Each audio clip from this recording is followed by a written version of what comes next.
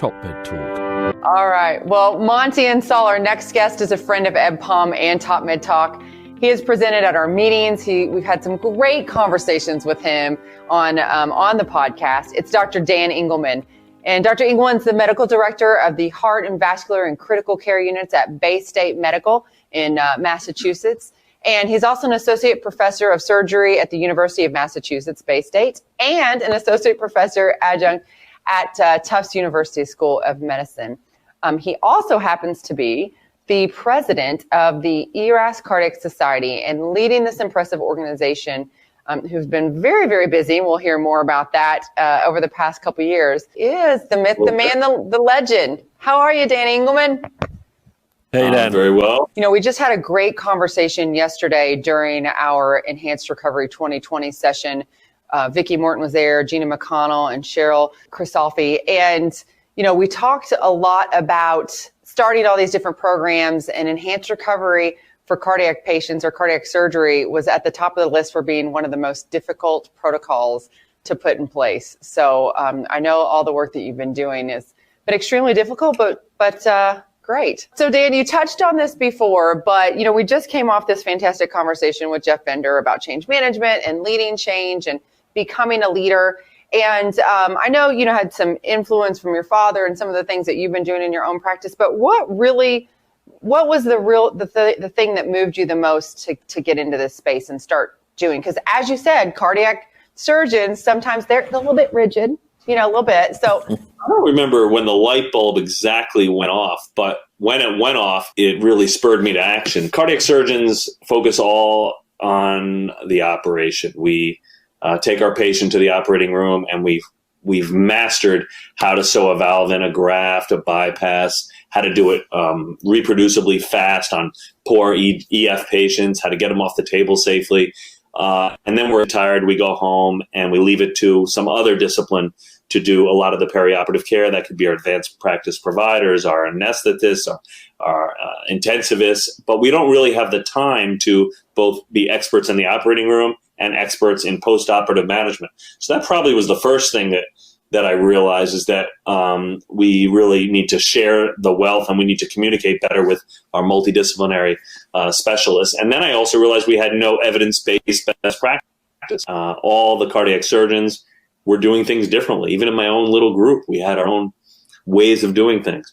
And I realized that there can't be multiple ways that are best to do things. There has to be. Yeah, absolutely. One of the questions that we have, and I think we talked to you about this in an earlier podcast, was that when we looked at that protocol and you showed the protocol, I think it was from Judson and Gina's paper that they had done, that protocol, man, it pretty much looks just like my colorectal protocol. So tell me why it's different, because, different organs. I don't know where we got the information. I have no idea. We're experts in plagiarism. No, I mean, all the work really was in the other fields. I mean, colorectal led the way. There's no question. And there's such siloing in surgery. I mean, we're general surgeons by trade, but we do not go to general surgery meetings in general, and we don't talk to our colleagues in other surgical subspecialties. So we really we missed out on all of the advances in colorectal surgery. I mean, to this day and night is still what goes on prior to cardiac surgery in most hospitals. It's simple. And you could have your surgery start at 3 p.m. the next day, and you will be NPO, dry as a bone, by the time you get to the operating room. You'll be begging for an anesthetic to put you to sleep so you can get the Please, I need a drink of water. It's great. I mean, we're stuck in our ways. Yes. So we took what was best from the other surgical specialties and modified it for our field.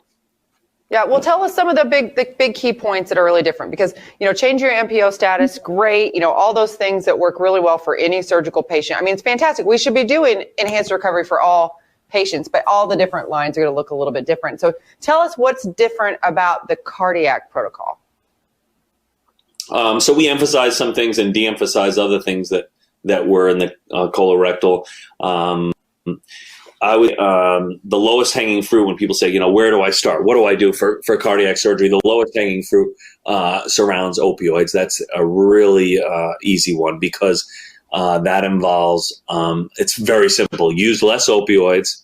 Don't throw on the benzodiazepines and add some multimodals. That's it. It's that simple.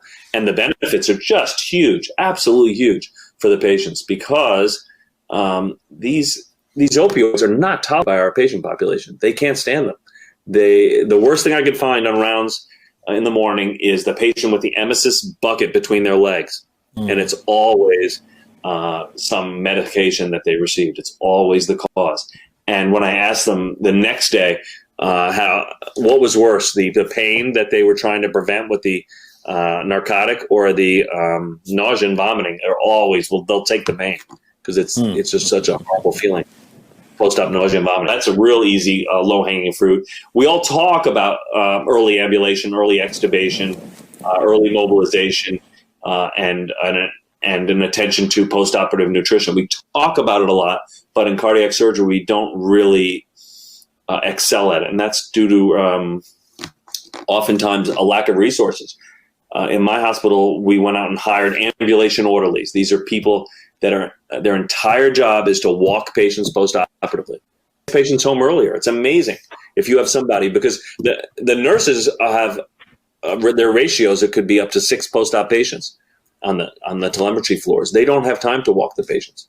So they need that dedicated person who's personable. They develop a relationship with the patient. They give them the motivation to get out of bed. This is a real low-hanging fruit. It's really easy stuff. What about the, sternal wires now utilizing the different types of wound closures, sternal wound closures? Does that make a big difference? Was that already becoming a standard of care before ERAS? It's still not a standard of care. So the most bone in the world cut on a daily basis is by cardiac surgeons, not by orthopedic surgeons. We cut more bone than orthopedic surgeons every single day because we cut so many strands. And we put them together as a rule with wire cerclage. We just wires around. And the problem is that those two pieces of sternum, they can heal like this, like that, or over time they start to separate a little bit, and that's a sternal non-union. The standard of care by every orthopedist in the world is rigid sternal fixation. So why, you may ask, don't we do that? I would say it's because it's the way we've always closed sternum is one reason. We're used to it. Number 2, it costs more to use rigid sternal plates. Number 3, it's a little bit more time. Those are the only 3 reasons I can think of why one wouldn't do it. But there are randomized controlled trials that show that by using rigid sternal plates, you can ambulate patients early. You can decrease the restrictions to lifting and how much they can lift and what type of weight they can carry post-op. And they have less pain and they have better union of their bone. So I do think that we're kind of making that more a standard. I mean, who knows? I think there's more trials that need to prove it. Dan, I know nothing about this, but having seen loads of wires over the years and loads of complications related to them, I'm guessing the cost argument, my hunch would be, is that's a rounding error. It's, if you look at the acquisition cost and compare wires to fixation, it's going to be a big difference if you multiply it by the number of sternums. But I think if you look at the cost of the whole case, I bet it's a nonsense, the cost of it. Well, it turns out you just need one sternal dehiscence, deep sternal wound infection, and you've paid for your year's worth of plates and screws. So that's the problem. The cost of the complications is unbelievable. It's crazy. It's horrible. And it's also horrible for the patients. I mean, it's just a lifelong problem. The data it's old now, that a good rule of thumb for cardiac surgery is on average per complication is about 10 grand. That's from the most simple to the most complicated. You're 5 now. Yeah. There we go. It's 50 grand. They're worth avoiding. That's the important thing for the patient and also for everyone else.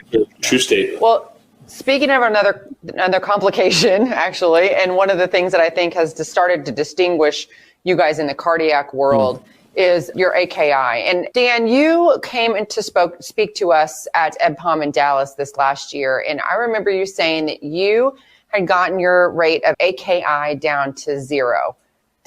First of all, how is that possible? And second of all, do people actually know what their AKI rates are after surgery? So in the year that we did our trial, we had 1 AKI. So it wasn't 0, but it was almost 0. 1 case of AKI. And that's stage 2 and 3 AKI. So it's a very liberal definition of AKI by the KDIGO definition. Yeah, so how did I reduce AKI? Well, first of all, I think the most important thing we need to talk about when it comes to AKI is that any AKI is horrible. It reduces both your short-term and long-term lifespan. That's the first problem that people don't realize. They think, cardiac surgeons as a whole think if you have a bump in your creatinine and it comes back to normal while you're in the hospital, problem solved. But it turns out you never get those nephrons back. They never come back. And the so what of that is you don't live as long. And why don't you live as long? Because you have a significantly higher risk of going into CKD as you get older. So that's the first thing. And the second is that we need to pay more attention to preventing this from bumping. Creatinine is a ridiculously delayed marker. By the time the creatinine bumps, the kidney has already the nephrons have died. So we need to prevent the creatinine bump, and we need to use novel biomarkers, and we need to use more attention to goal-directed fluid therapy to actually prevent postoperative AKI. And that means that we don't go into a patient's room who has a decreased urine output and has received a fluid the prior day in the operating room and say, well, they need Lasix. You have to actually look at the patient. Just because they have fluid overload does not mean that that fluid is intravascular. And you need to look at the patient and see if they're fluid responsive. Some patients need Lasix. Some patients need volume. Some patients need an inotrope. Some patients need an echocardiogram to figure out whether they have cardiac tamponade. But you need to actually spend some time at it, and you can prevent AKI. Notice because a Slido question had come in. Can you share the top 2 to 3 interventions every program should implement to decrease AKI? I think you've just been referring to some of them. It feels like most don't agree it's preventable in cardiac surgery. And the other one that relates to it is if you're using biomarkers as opposed to traditional clinical measures to predict AKI, how does this change your approach to post-op management? If those two things make sense. So 2 to 3 interventions, and how do you use them?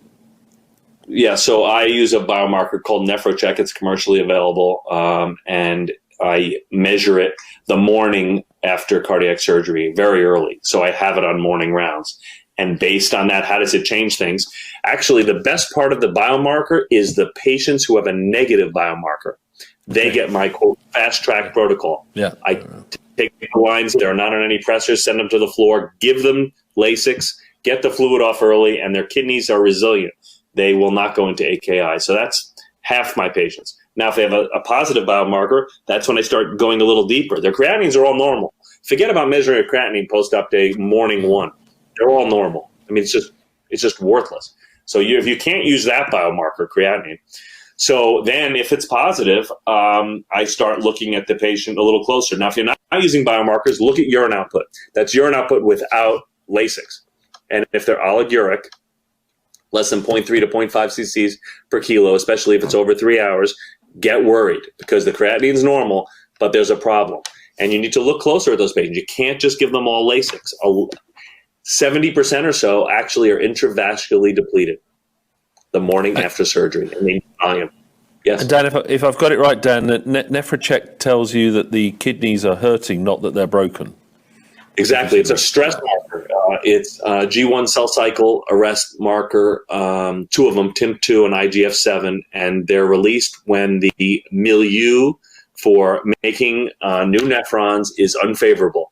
And it's the kidney talking to itself and saying, stop, let's not reproduce because the environment has low oxygen delivery. Something's wrong. And it's a very early marker.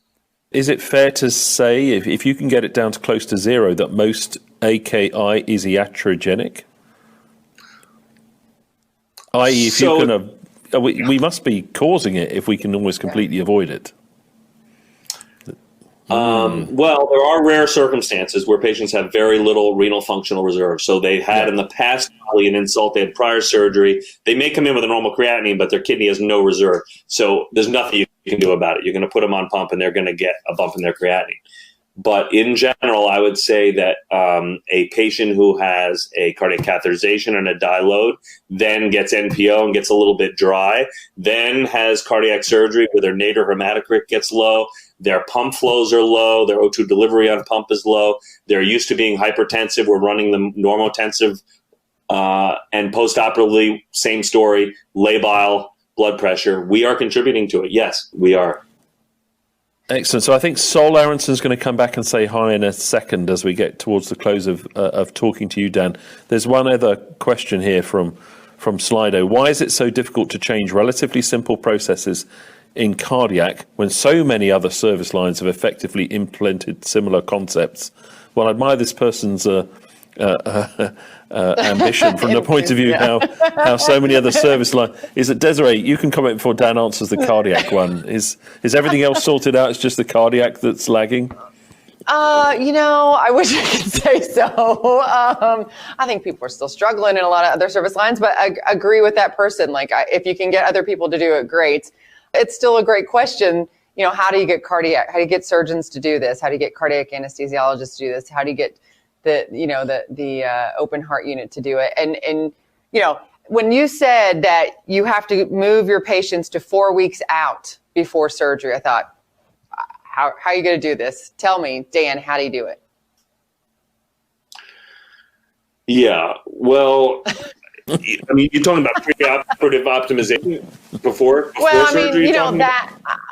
I think we should approach the whole thing, but that was one of the big keys the big points that I took home was like, it's hard. First, you got to get the surgeons to buy in. You have to actually show them the data, and that's what I've been trying to do. I've been trying to show them the data, present it to them in a cognizant fashion. I'm a surgeon, so I can kind of relate to them and understand where they're coming from. I've been in the trenches. I've been doing it the way everybody else has been doing it for years, and I realize there's a better way, and I try to explain it to them. It's going to be very hard to change cardiac surgeons unless we start training the trainees. We have to start from the beginning because cardiac surgeons are very stuck in their ways, and it's difficult. I don't have any good answer for that Slido questionnaire because it was an excellent question. Why are we basically the last service line to get on board? We're stuck in our ways, and we need to be encouraged with data. We need good data. We need institutions that are willing to get clinical coordinators to collect the data, share best practice, publish, and it'll move the bar. Our society, in their defense, actually have really taken hold of this, and they have dedicated days now to ERAS. So I think we are moving quickly, much quicker than people imagine. Sol's ready to come back and say hi, I think. Great discussion. Thanks, Dan. I really do. The comment of changing behavior resonates, and even some of our surgeons who have wait lists for elective mitral valve replacement and elective aortic, if you will, procedures, which we would guess to be great candidates to enable the tee-up, are sometimes hard to convert. The NephroCheck biomarker is phenomenally interesting. My question is this: just as we've kind of crossed through that conundrum of trying to understand what would be a good trigger to get a highly sensitive troponin, knowing that low blood pressure is a strong predictor of MI and myocardial dysfunction, so true is it that we know that low blood pressure, episodes of low blood pressure, portend renal dysfunction outcome. If there is a prolonged episode of low blood pressure, we'll just say a mean of 65, not on bypass, post-op, should that alone be a trigger to get a NephroCheck biomarker because we anticipate the kidney just took a hit? So I think a lot about that. I look at every patient that has kidney stress closely, and I try to figure out where did that stress come from. So I think, 65 in and of it doesn't bother me unless it's that 80-year-old aortic stenosis patient who normally runs a mean of 90. That is relative real hypotension for that patient's kidneys. So they absolutely may be, seeing some oliguria and kidney problems. But the NephroCheck takes, I would say, a good 6 hours for the biomarker to bump.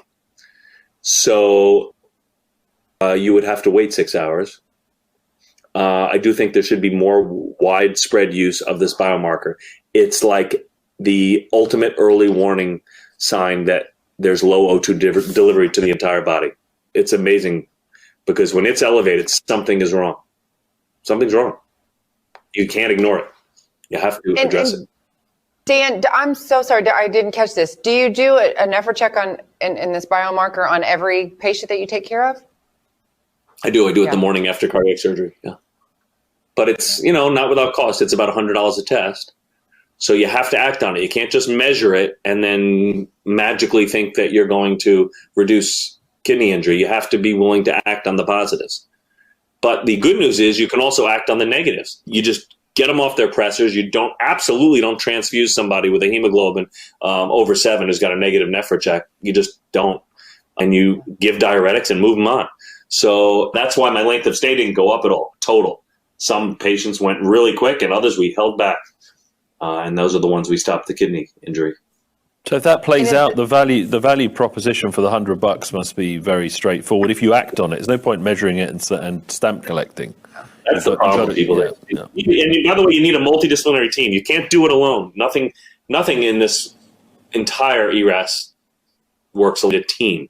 You need a whole team. In our case, it was led by intensivists and nephrologists. We rounded with a nephrologist. So every morning we had a couple positives, and they'd say, all right, I'm going to go see those, and let's work it out, and let's together come up with a plan on every single patient. So it requires work. And what were the common things that the nephrologist would then do? Was standard, fluids, nephrotoxic drugs, So yeah, absolutely. The first attention to detail. Nephrotoxic. It's up every ACE, every also getting Vancogen for some reason. You do not give another dose. And then we come together with some agreement on where their fluid status is based on their monitoring. If they had a SWAN in, if they had a non-invasive monitor in, we figured out their fluid status together. We came up with a plan. And that plan changed over the course of the day. It was a plan in the morning and it was another plan in the afternoon. And by the afternoon, often it was diuretics. It started off in the morning with fluid, and by the afternoon it was diuretic. Great. Well, Dan, we're gonna have to wrap here in just one second. One of the last pieces that I wanted you to, or issues, topics from your presentation that I want you to spend a little bit more time on as we wrap is talk to us about that multidisciplinary team. I mean, you talked about the need for nursing and how that can make or break kind of the post-op piece of this.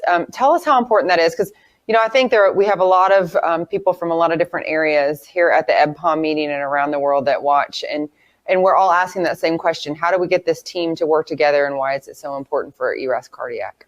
Yeah. So in all of these ERAS programs, you need a physician champion, a nurse champion, a coordinator. Then we brought our pharmacist in. I will not start rounds without a pharmacist. I refuse. I won't start because the pharmacist is integral to how we take care of every post-operative patient regarding opioids and vasoactives and reactions. And it's just, you need that multidisciplinary team to round as a group. You share one best practice with the team and the patient, and that's how you move the ball forward. And the nurses have to be part of this. They have to understand why you're doing this. Why are we not giving our patients benzodiazepines in the intensive care unit? Why are we not treating hypertension with opioids? First, we need to make sure that the patient's not in pain, absolutely. But assuming the patient's not in pain, that is not a good antihypertensive medication. And we have to work as a team. And it's a lot of work. And you need data. That's the last piece. Everybody loves seeing data. So we have these monthly meetings where we show up beautiful graphs of all our metrics. And you see improvement. Boy, it's just, it never stops. It works just great. When you see less readmissions, decreased length of stay, decreased time in the intensive care unit, decreased ventilator, decreased blood transfusions. I mean, everybody gets it immediately. And that's how you move the ball forward, data. Well, Dan, thank you so much. I think we're ending on a very positive note and thematic. People need to know why. That's how we make change. I think that's great. Thank you for all the work that you're doing in this space of cardiac surgery and enhanced recovery. So wonderful to have a leader like you. We wish you the best of luck to continue to spread that message. Top Med Talk. Thanks for downloading Top Med Talk. Don't forget to subscribe via your podcatcher. Don't forget to check us out on social media. We're on Twitter, Facebook, LinkedIn, and YouTube. And also, don't forget, Top Med Talk is the broadcasting arm of EBPOM, Evidence-Based Perioperative medicine. We'd love you to find out more about that. If you check out ebpom.org, you can find low prices on some of the conferences we're organising around the world. Many of them are virtual and don't even involve you leaving your own home. Check out ebpom.org now.